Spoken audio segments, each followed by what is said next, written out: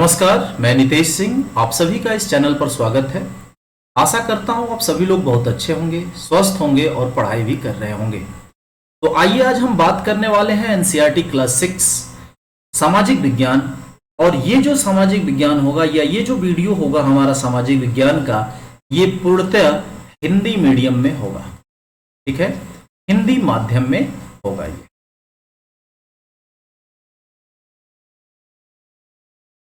और इस NCERT book का जो नाम है, क्लास 6 का, जो कक्षा छठी का है, इसका नाम है पृथ्वी हमारा आवास।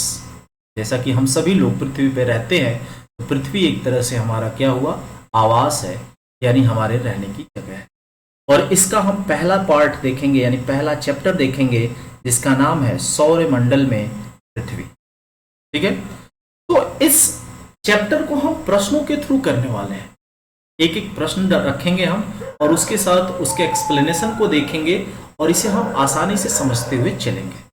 आइए बने रहिए इस वीडियो में हमारे साथ। और वीडियो को शुरू करने से पहले एक जरूरी बात, अगर आप इस वीडियो पे नए हैं तो इस चैनल पे अगर आप नए हैं तो इस चैनल को सब्सक्राइब कीजिए। ठीक है, और अपने मित्रों को भी, अगर आपको पसंद आता है ये वीडियो, तो अपने मित्रों तक ये शेयर कीजिए। आइए शुरू करते हैं। सबसे पहला क्वेश्चन लेते हैं हम, खगोलीय पिंड क्या है। तो देखिए, खगोलीय पिंड जो है हमारे सौरमंडल में होता है। और ये क्या है, तो इसके साथ साथ देखिए, जो सूर्य है, सूर्य के साथ साथ चंद्रमा, ठीक है, और पृथ्वी जिसपे हम रहते हैं, यानी पृथ्वी जो हमारा आवास है, इसके साथ साथ जो उल्का पिंड होते हैं, उल्का पिंड, ठीक है, यानी सूर्य, चंद्रमा, पृथ्वी, उल्का पिंड, इनके साथ साथ, यानी इन सभी के साथ साथ अगर हम कहें तो इन सभी के साथ साथ जो रात में अगर हम देखते हैं, रात में आसमान में बहुत सारी चीजें चमकती हैं, यानी बहुत सारी ऐसी वस्तुएं होती हैं जो चमकती हैं, जिनका हमने यहाँ पे नाम मेंशन नहीं किया है। तो वे सभी वस्तुएं अगर हम कहें आसमान में चमकने वाली, आसमान में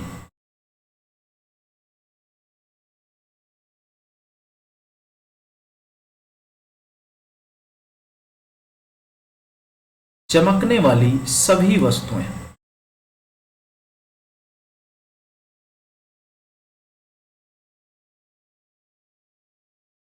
सभी वस्तुएं जो आसमान में चमकती हैं, क्या कहलाती हैं, खगोलीय पिंड कह।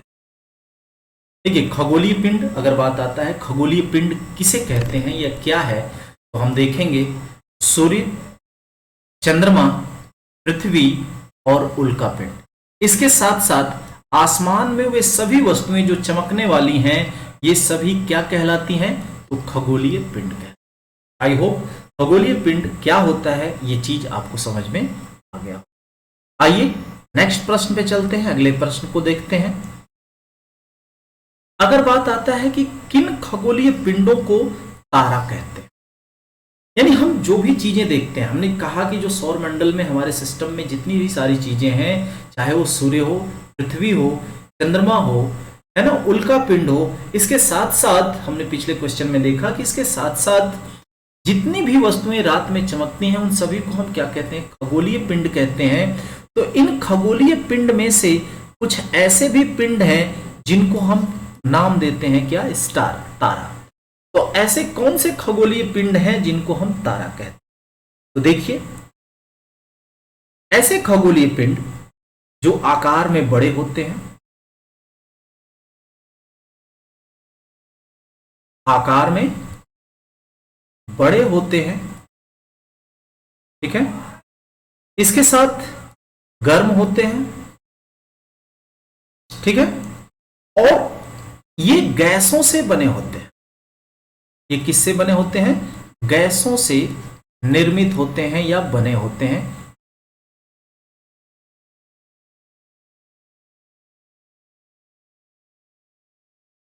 बने होते हैं।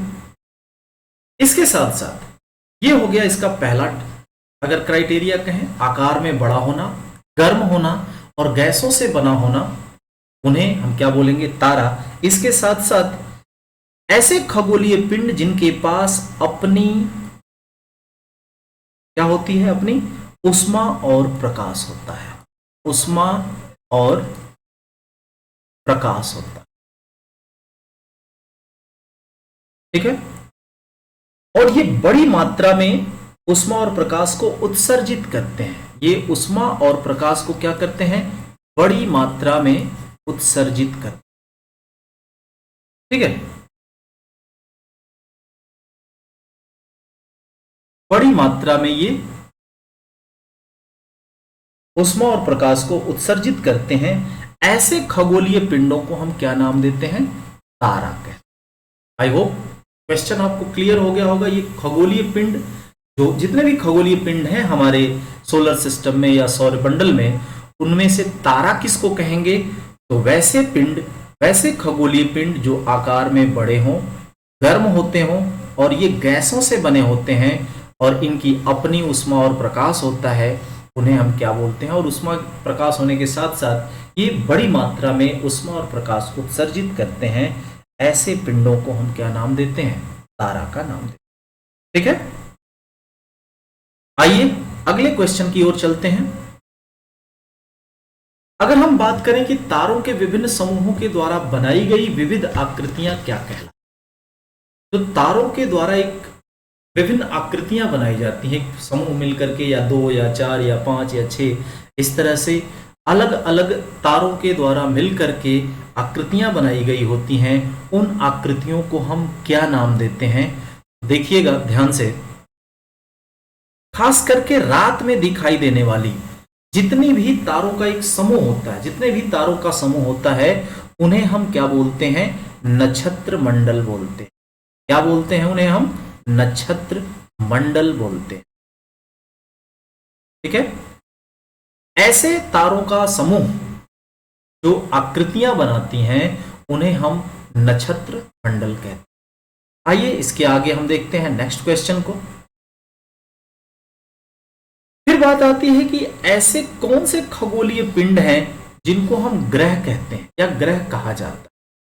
ठीक है, तो अब यहां पे देखिए, हमने बात कर लिया था कि ऐसे कौन से खगोलीय पिंड हैं जिनको हम तारा कहते हैं। तो उसमें हमने देखा था कि वो आकार में बड़े होते हैं, वो गर्म होते हैं, वो गैस से बने होते हैं और उन खगोलीय पिंडों से उष्मा और प्रकाश बड़ी मात्रा में उत्सर्जित होते हैं। उन्हें हम क्या बोलते हैं, तारा बोलते हैं। अब बात आती है कि ऐसे खगोलीय पिंड, ऐसे कौन से खगोलीय पिंड हैं जिनको हम ग्रह की संज्ञा देंगे या ग्रह कहेंगे। तो आइए देखते हैं, कुछ ऐसे खगोलीय पिंड होते हैं जिनके पास उष्मा नहीं होती है, यानी ऐसे खगोलीय पिंड जिनके पास उष्मा है ना, उष्मा एवं प्रकाश जो है वो नहीं होता है, प्रकाश नहीं होता है। पहली क्राइटेरिया तो ये हो गई कि ऐसे खगोलीय पिंडों को हम ग्रह कहेंगे जिनके पास उष्मा और प्रकाश नहीं होता है। अगर हम यहां दूसरा पॉइंट की बात करें, दूसरे पॉइंट की बात करें, तो एक तो ये हो गया कि अगर इनके पास उष्मा और प्रकाश नहीं होगा तो तारों की तरह ये जो उष्मा और प्रकाश उत्सर्जित नहीं करेंगे। तो ऐसे पिंडों को हम क्या कहेंगे, ग्रह कहेंगे। और ग्रह को इंग्लिश में क्या कहा जाता है, प्लेनेट कहा जाता है। ठीक है, प्लेनेट कहा जाता है। अगर इसका अगर हम बात करें तो ग्रह उनको भी कहते हैं, या ऐसे खगोलीय पिंडों को ग्रह कहते हैं जो परिभ्रमक होता है, यानी कि चारों ओर घूमने वाला होता है। किसी बॉडी के या किसी स्टेशनरी बॉडी के चारों ओर घूमने वाले पिंड को भी हम क्या बोलते हैं, ग्रह कहते हैं। ठीक है, चारों ओर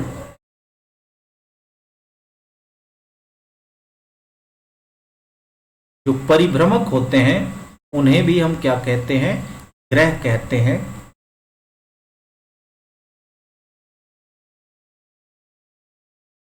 चारों ओर घूमने वाले पिंड को ग्रह कहा जाता है। पहली चीज हमने देखा यहां पे खगोलीय पिंड को, ऐसे खगोलीय पिंडों को हम ग्रह कहेंगे जिनके पास कोई ऊष्मा नहीं होगी, जिनका कोई अपना प्रकाश नहीं होगा, उन्हें हम ग्रह कहेंगे। इसके साथ साथ ग्रह को इंग्लिश में क्या बोलते हैं? प्लेनेट बोलते हैं। और ये प्लेनेट जो होते हैं वो क्या होते हैं, या ग्रह जो होते हैं वो क्या होते हैं? ये चारों ओर घूमने वाले पिंड होते हैं, यानी परिभ्रमक होते हैं। अगर कहा जाए तो ये परिभ्रमक होते हैं, यानी किसी बॉडी के चारों ओर घूमते रहते हैं। आइए अगले क्वेश्चन की बात करते हैं हम यहाँ पे। फिर एक क्वेश्चन आता है, आंतरिक ग्रह कौन से हैं? जैसा कि आप सभी लोग जानते होंगे कि जो ये अगर सूर्य है, अगर हम बात करते हैं, ये क्या है? सन है, ठीक है। तो इसके चारों ओर जो प्लेनेट हैं ये कितने हैं भाई? तो 8 प्लेनेट हैं, और ये इसके चारों ओर राउंड राउंड घूम, ठीक है। 1 2 3 4 5 इस तरह से ये हो जाएगा, इस स्लाइड से बाहर जाने लगेगा, ठीक है। हम ये कहें, ठीक है, इस तरह से ये बन गए। तो ये जो प्लेनेट होते हैं सूर्य के चारों ओर राउंड करते रहते हैं, परिभ्रमण करते हैं, घूमते रहते हैं। तो इनमें से आंतरिक ग्रह किसको कहते हैं? ये जो प्लेनेट है, ये नहीं ग्रह कहते हैं, तो इनमें से आंतरिक ग्रह किसे कहते हैं? इस चीज को देखिएगा, ठीक है।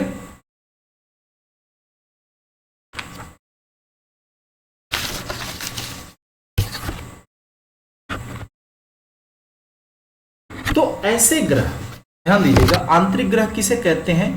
ऐसे ग्रह जो सूर्य के नजदीक है, ऐसे ग्रह जो सूर्य के नजदीक है, सूर्य के नजदीक है, सूर्य के नजदीक। और दूसरी चीज जो सूर्य के नजदीक, दूसरी चीज जो चट्टानों से बने हुए हैं, जो चट्टानों से बने हुए हैं, ठीक है। ये क्या कहलाते हैं? आंतरिक ग्रह कहलाते हैं। 2 क्राइटेरिया ध्यान रखिएगा, आंतरिक ग्रह किसे कहते हैं? जो सूर्य के नजदीक होते हैं और चट्टानों से बने होते हैं। तो ऐसे कौन कौन से ग्रह हैं जो सूर्य के नजदीक हैं और चट्टानों से बने हुए हैं? तो इसमें पहला आता है, ध्यान दीजिएगा, बुध, ठीक है। दूसरा है शुक्र, तीसरा है पृथ्वी, और चौथा है मंगल। ये जो 4 ग्रह हैं, बुध, शुक्र, पृथ्वी और मंगल, ये चट्टानों से बने हुए हैं और सूर्य के क्या है? ये नजदीक है, ये सूर्य के नजदीक है। तो इन चारों ग्रहों को ध्यान रखिएगा, क्वेश्चन आता है कि ऐसे कौन से ग्रह हैं, या ऐसे कितने ग्रह हैं जो सूर्य के नजदीक हैं।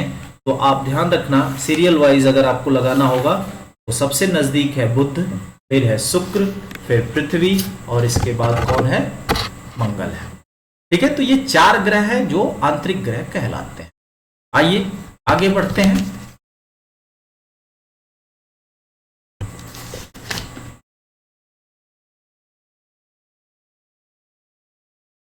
फिर बात आती है कि बाह्य ग्रह किसको कहते हैं?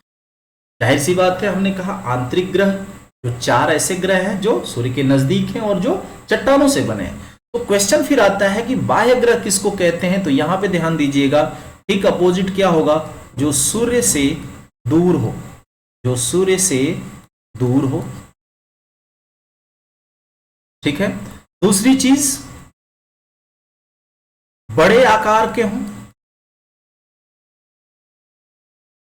बड़े आकार में हो। तीसरा क्या क्राइटेरिया है भाई? तो ये गैस और तरल से बने हुए हैं, गैस व तरल से बने हुए हैं, ठीक है। यानी सूर्य से दूर हैं, बड़े आकार के हैं और गैस से बने हुए हैं, गैस व तरल से बने हुए हैं। ऐसे ग्रहों को हम बोलते हैं क्या? बाह्य ग्रह। और इनमें कौन कौन से ऐसे ग्रह आते हैं? तो ध्यान दीजिएगा, बृहस्पति, ठीक है, शनि, यूरेनस और नेपच्यून। ये जो 4 ग्रह है, हमने बात किया था कि सोलर सिस्टम में कितने प्लेनेट होते हैं, हमारे 8 ग्रह होते हैं।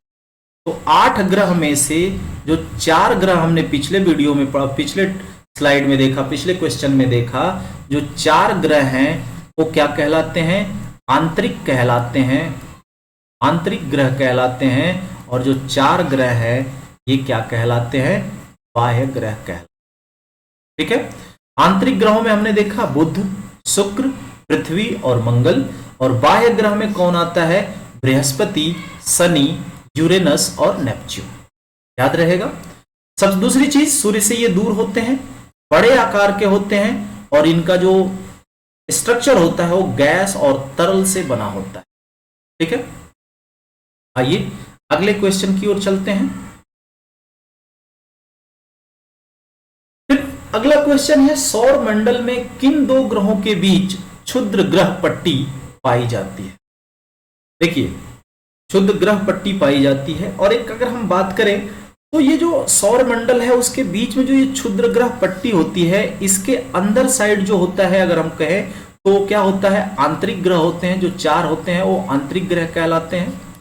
और जो इसके क्षुद्र ग्रह पट्टी के बाहर की ओर होते हैं उनको बाह्य ग्रह भी कहा जाता है। इस तरह से भी इनका डिफिनेशन तैयार हो जाता है। लेकिन अगर हम बात करें, अगर ये क्वेश्चन ये आता है कि ये जो क्षुद्र ग्रह पट्टी है ये किन 2 ग्रहों के बीच है, ठीक है, तो यहां पे ध्यान दीजिएगा। ये क्षुद्र ग्रह पट्टी, अगर हम कहें कि क्षुद्र ग्रह पट्टी क्या है, तो ऐसी ये क्षुद्र ग्रह पट्टियां हैं जो तारों, ग्रहों या उपग्रहों के अतिरिक्त असंख्य छोटे पिंड जो होते हैं ये सूर्य के चारों ओर चक्कर लगाते हैं। क्षुद्र ग्रह क्या होता है भाई, तो जो हमने बात किया कि तारा है, ग्रह है, उपग्रह है, इसके अतिरिक्त जो छोटे छोटे पिंड होते हैं वो सूर्य के ओर चक्कर लगाते हैं, जिन्हें हम क्या कहते हैं, क्षुद्र ग्रह पट्टी के। अब ये ध्यान देते हैं कि ये किन 2 ग्रहों के बीच होते हैं।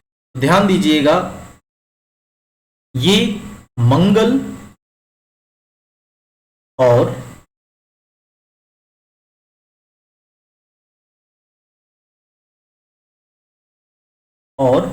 बृहस्पति,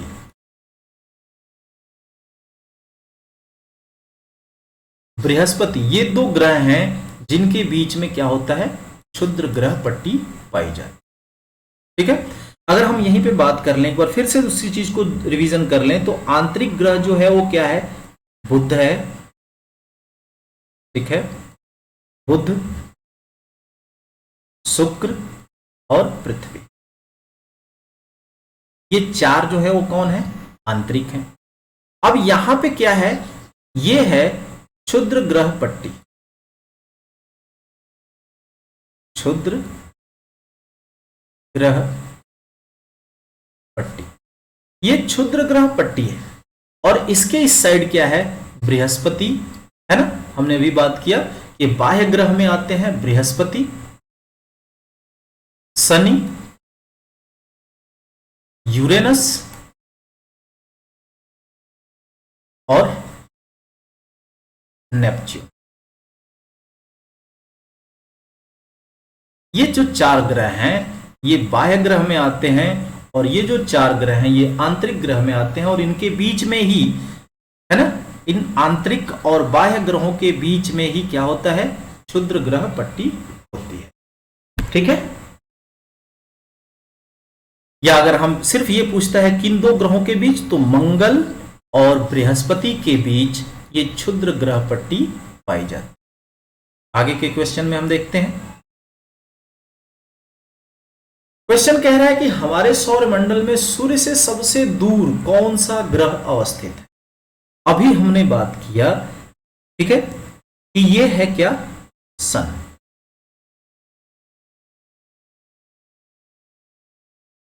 अगर हम बात करें ये क्या है, सन।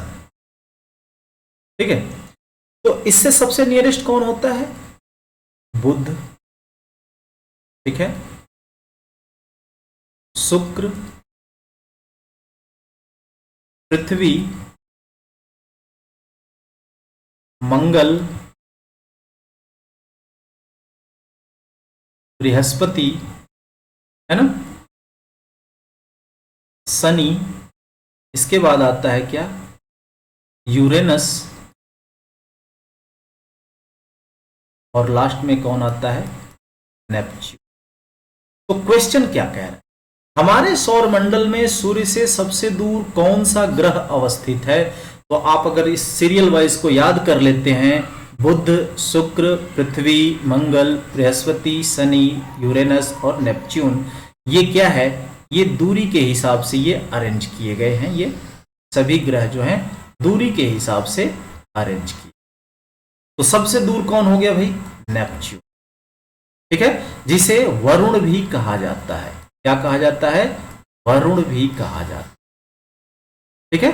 और यूरेनस को क्या नाम दिया जाता है, अरुण।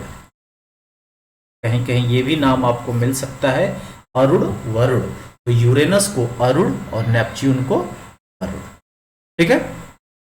तो सबसे जो दूर ग्रह है हमारे सौरमंडल का, अभी वो क्या है, नेपच्यून है, ठीक है। आइए नेक्स्ट क्वेश्चन की बात करते हैं। क्वेश्चन है, सौरमंडल का निर्माण किससे मिलकर के होता है, ठीक है। तो सौरमंडल का जो निर्माण है, अगर हम बात करें तो सौरमंडल का जो निर्माण है, देखिए सूर्य, हमारे सौरमंडल में क्या क्या है, सूर्य है, हमने बात किया सूर्य, और 8 ग्रह, अभी हमने इसको रिवीजन कर भी लिया है, बुध, ठीक है, बुध, शुक्र, बृहस्पति, मंगल, सॉरी, बुध, शुक्र, पृथ्वी, मंगल, बृहस्पति, शनि, अरुण और वरुण, यानी यूरेनस और नेपच्यून, ये 8 ग्रह हैं। इसके साथ कुछ उपग्रह हैं, ठीक है। इसके साथ साथ कुछ खगोलीय पिंड हैं, खगोलीय पिंड है, यानी सौरमंडल में क्या है, सूर्य है, 8 हमारे ग्रह हैं जिसमें पृथ्वी भी आता है, उपग्रह है, खगोलीय पिंड है, ठीक है। और खगोलीय पिंड में जैसे अगर हम बात करें क्षुद्र ग्रह की, जो मंगल और बृहस्पति के बीच में था, क्षुद्र ग्रह, उल्का पिंड, ये सभी है ना, खगोलीय पिंड में कौन कौन आ जाएगा, क्षुद्र ग्रह, इसके साथ उल्का पिंड, ये जो है सभी मिल करके क्या बनाते हैं, या इन सबके मिलने के बाद क्या बनता है, सौरमंडल का निर्माण, ठीक है। और इस सौरमंडल का जो मुखिया है वो किसको माना जाता है, सूर्य को माना जाता है, क्योंकि ये देखा जाता है या ये पाया गया है कि सूर्य के चारों ही ये 8 ग्रह, उपग्रह, खगोलीय पिंड या क्षुद्र ग्रह हो या उल्का पिंड हो, ये परिभ्रमण करते रहे, ठीक है। आई होप ये समझ में आ गया होगा कि सौरमंडल का निर्माण किससे मिलकर के होता है, तो सूर्य और 8 ग्रह, उपग्रह, खगोलीय पिंड, क्षुद्र ग्रह और उल्का पिंड, इन सब से मिलकर के सौरमंडल का निर्माण होता है। और सौरमंडल का मुखिया जो होता है वो कौन होता है, वो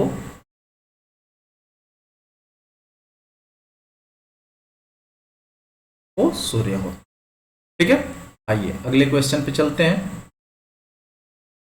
फिर बाद में यहां आती है क्वेश्चन है कि सौरमंडल के ग्रह जो सूर्य का चक्कर लगाते हैं उनके रास्ते किस आकार में फैले हैं, ठीक है। जाहिर सी बात है, हमने बात किया कि सौरमंडल के जो ग्रह हैं वो सूर्य का चक्कर लगाते हैं, 8 ग्रह हैं, 8 सूर्य के चक्कर लगाते हैं, तो इनका रास्ता जो है वो किस प्रकार का है, ठीक है। तो यहां पे देखेंगे जो सूर्य के चक्कर लगाते हैं हमारे 8 ग्रह, तो 8 ग्रह हैं, जो 8 प्लेनेट हैं, ये सूर्य का चक्कर लगाते हैं, और ये चक्कर जो है कैसा है, दीर्घ वृत्ताकार रूप में फैले हुए, यानी दीर्घ वृत्ता, अगर हम ये कहें कि ये जो है क्या है, ये सन है, सूर्य है, तो ये दीर्घ वृत्ताकार यानी इस तरह के आकार में ये क्या है, फैले हुए। थोड़ा सा गलत बन रहा है, ठीक है, इस तरह के ये इनके रास्ते बने हुए हैं, इसी रास्ते में ये चक्कर लगाते हैं, ठीक है। तो और इसी रास्ते को ये अपने फिक्स वे में यानी फिक्स पथ में, या कह सकते हैं कि फिक्स पथ पर ये परिभ्रमण करते रहते हैं, और इस पथ को क्या कहा जाता है? इनका कक्षा कहा जाता है, इनका सेल कहा जाता है। ठीक है, यानी अगर हम कहें कि ये सूर्य के सबसे नजदीक कौन होता है, तो बुध होता है। तो बुध इसी परिपथ पर, इसी कक्षा में चक्कर लगाता रहेगा। ऐसा नहीं है कि बुध कभी इस कक्ष में या इस परिपथ पर भी आएगा, नहीं। बुध जो है अपने ही कक्षा पर, अपने ही परिपथ पर चक्कर लगाता रहेगा। अगर ये शुक्र का है ग्रह, शुक्र का जो ये परिपथ है, तो इस पे शुक्र लगाएगा। फिर इसके बाद पृथ्वी है, तो पृथ्वी अपने परिपथ पे चक्कर लगाती रहती है। फिर इसके बाद कौन लगाता है? मंगल लगाता रहता है। उसके बाद बृहस्पति, उसके बाद कौन? शनि, उसके बाद यूरेनस यानी अरुण, और उसके बाद वरुण यानी कि नेपच्यून। इस तरह से 8 ग्रह जो हैं दीर्घ वृत्ताकार के रास्ते में या दीर्घ वृत्ताकार के आकार में के रूप में ये फैले होते हैं और इसी तरह से इसके चक्कर लगाते रहते हैं। एक निश्चित पथ है इनका, ये फिक्स कक्षा है। ठीक है, आइए आगे देखते हैं। अगला क्वेश्चन क्या कहता है कि किस ग्रह को पृथ्वी का जुड़वा ग्रह कहते हैं? ठीक है, तो देखिए बहुत ज्यादा दूर नहीं जाना है। अगर हम बात करें कि ये सूर्य, हमने एक सीरियल बनाया था, तो सीरियल वाइज से अगर हम कहें कि सबसे पहले सूर्य के नजदीक कौन है? बुध है। इसके बाद है कौन? शुक्र। इसके बाद है पृथ्वी। इसके बाद है कौन? मंगल। ये दूरी के हिसाब से हम इसको फिक्स कर रहे हैं। ये बृहस्पति,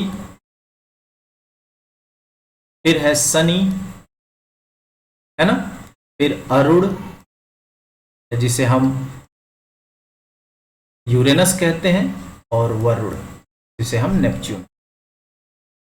तो क्वेश्चन है कि पृथ्वी का जुड़वा ग्रह किसे कहा जाता है? तो ध्यान दीजिएगा, पृथ्वी का जुड़वा ग्रह इसी से पहले यानी सूर्य के नजदीक दूसरे नंबर पे जो ग्रह है शुक्र, इसको पृथ्वी का जुड़वा ग्रह कहा। ठीक है, आइए आगे देखते हैं। फिर बात आती है कि पृथ्वी का सबसे निकटतम ग्रह कौन सा है? अगर दूरी के हिसाब से देखें तो पृथ्वी का सबसे निकटतम ग्रह कौन सा है? ठीक है, तो यहां पे देखिए वही चीज अभी हमने ऊपर भी बात किया कि शुक्र जो है वो पृथ्वी का जुड़वा ग्रह भी कहा जाता है, और शुक्र ही है जो पृथ्वी का क्या है? निकटतम ग्रह भी कहला, यानी सबसे नजदीक का ग्रह शुक्र है। पृथ्वी का सबसे नजदीक का ग्रह कौन है? शुक्र है। पृथ्वी का जुड़वा ग्रह कौन सा है? शुक्र है। ये ध्यान रखिए। ठीक है, आइए आगे के क्वेश्चन पे चलते हैं। फिर बात आती है यहां पे कि सौर मंडल का सबसे बड़ा एवं सबसे छोटा ग्रह कौन सा है? ठीक है, इस चीज के बारे में बात कर लेते हैं। तो हमारे सौर मंडल में हमने बात किया कि 8 ग्रह होते हैं, तो जो सबसे बड़ा ग्रह है, जो सबसे बड़ा ग्रह है वो कौन सा है? तो वो है बृहस्पति। सबसे बड़ा ग्रह कौन सा है? बृहस्पति है। और सबसे छोटा ग्रह जो है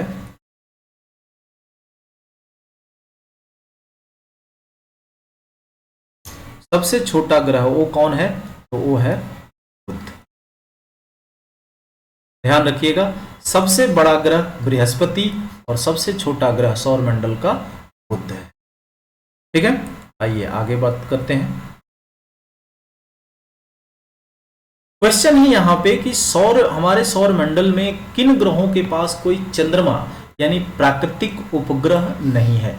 चंद्रमा को हम क्या बोलते हैं? सैटेलाइट बोलते हैं, उपग्रह बोलते हैं, जो कि प्राकृतिक रूप से किस ग्रह के पास, हमारे सौरमंडल में किस ग्रह के पास प्राकृतिक उपग्रह यानी कोई चंद्रमा नहीं है? तो आइए बात करते हैं। जैसे हमने देखा है या हम देखते हैं कि हमारे सौर मंडल में बहुत सारे ऐसे ग्रह हैं, 8 ग्रहों में से कई ग्रह हैं जिनके पास प्राकृतिक उपग्रह है, लेकिन कुछ ऐसे भी ग्रह हैं जिनके पास प्राकृतिक उपग्रह नहीं है। देखिए यहां पे अगर हम बात करें कि प्राकृतिक उपग्रह नहीं है, ऐसे ग्रह कौन से हैं? ठीक है, तो इसमें अभी हमने बात किया था बुध के बारे में, जो सूर्य के सबसे नियरेस्ट ग्रह है, इसके पास कोई उपग्रह नहीं होता है। और इसके साथ साथ दूसरा एक ग्रह है शुक्र, इसके पास भी कोई उपग्रह नहीं है। यानी बुध और शुक्र ऐसे दो ग्रह हैं, ऐसे दो प्लेनेट हैं हमारे सौरमंडल में जिनके पास कोई प्राकृतिक उपग्रह नहीं है। ठीक है, अब इसके बाद हम नेक्स्ट क्वेश्चन की ओर चलते हैं। क्वेश्चन है, कौन से वे दो ग्रह हैं जिनका सौरमंडल के अन्य ग्रहों की तुलना में परिक्रमण विपरीत दिशा में हो। देखिए एक चीज ध्यान दीजिएगा कि जितने भी 8 ग्रह हैं, अगर हम कहें कि ये सन है, इसके साइड में जो 8 ग्रह हैं इसके चारों ओर परिक्रमा करते हैं,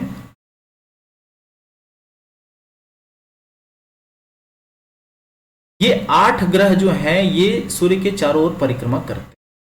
लेकिन ऐसे दो ग्रह हैं इसमें से जो बाकी ग्रहों से अलग दिशा में परिक्रमण करते हैं। कुछ जो हैं घड़ी की दिशा में यानी क्लॉकवाइज सूर्य की परिक्रमा करते हैं इस तरह से,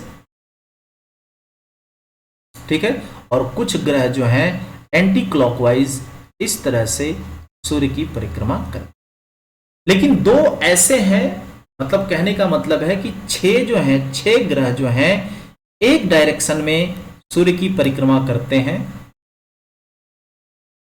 6 ग्रह जो हैं एक डायरेक्शन में, 2 ग्रह जो हैं एक डायरेक्शन में, यानी इनके विपरीत डायरेक्शन। तो ऐसे कौन से ग्रह हैं जो अलग यानी बाकी ग्रह की तुलना में विपरीत दिशा में परिक्रमण करते? तो इसमें ध्यान दीजिएगा, 2 ग्रह हैं, एक है शुक्र और दूसरा है क्या, यूरेनस, यानी कि हमने क्या बात किया था उसके बारे में, अरुण। ये 2 ग्रह हैं, यूरेनस, ये 2 ग्रह हैं जो सूर्य का परिक्रमण जो करते तो हैं, लेकिन शुक्र और यूरेनस जो है घड़ी की सुई की दिशा में यानी इस डायरेक्शन में यानी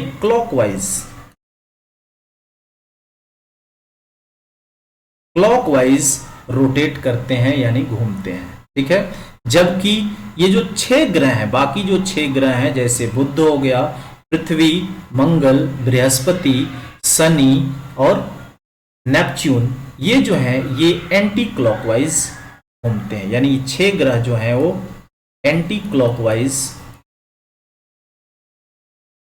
सूर्य का परिक्रमण करते हैं और ये जो 2 ग्रह हैं ये क्लॉकवाइज यानी घड़ी की दिशा में घूमते हैं। ध्यान रहेगा, ये क्वेश्चन बार बार ये पूछा जाता है कि ऐसे ग्रह कौन से हैं या ऐसे ग्रहों के नाम बताइए जो क्लॉकवाइज सूर्य का परिक्रमण करते हैं, या ऐसे ग्रहों का नाम बताइए जो एंटी क्लॉकवाइज ग्रहों का परिक्रमण सूर्य का परिक्रमण करते हैं।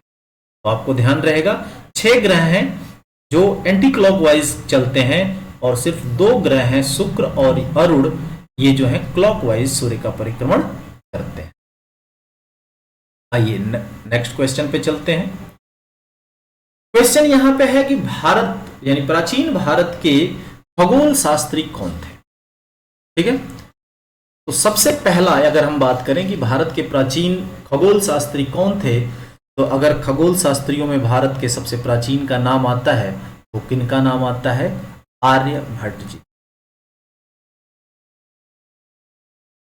आर्यभट्ट जी का जो नाम आता है वो सबसे प्रसिद्ध खगोल शास्त्री यानी प्राचीन भारत के सबसे प्रसिद्ध खगोल शास्त्री में इनका नाम आता है, क्योंकि ये खगोलीय पिंडों और उनकी गति के संबंध में अध्ययन करते रहते।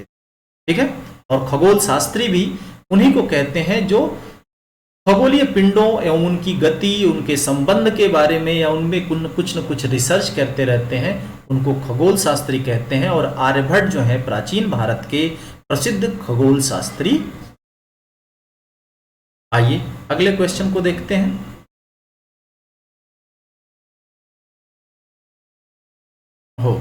यानी इस तरह से इस चैप्टर को हम यहीं समाप्त करते हैं आज। ठीक है, अगले वीडियो में हम आगे बात करेंगे ग्लोब, अक्षांश व देशांतर के बारे में। अगर ये वीडियो आपको पसंद आता है तो जरूर सब्सक्राइब करें और अपने दोस्तों के साथ भी शेयर करें। तब तक के लिए धन्यवाद। अब अपना और अपनों का ख्याल रखिए।